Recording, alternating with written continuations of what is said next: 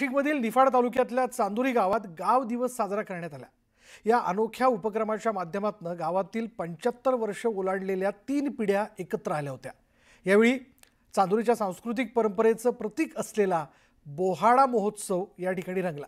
पारंपरिक पोशाख, संबळवाद्य या माध्यमातून गावाची ऐतिहासिक परंपरा पुन्हा सगळ्यांसमोर मांडण्यात आली।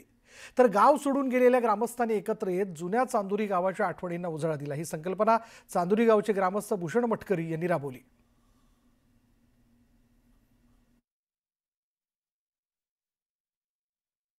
साधारण 50च्या दशकापासून पुढचं चित्रांचं जे प्रदर्शन आहे, प्रत्येकाकडे घरी जुने फोटो होते ब्लॅक अँड व्हाईट, त्यांचं प्रदर्शन आम्ही इथे लावलं होतं।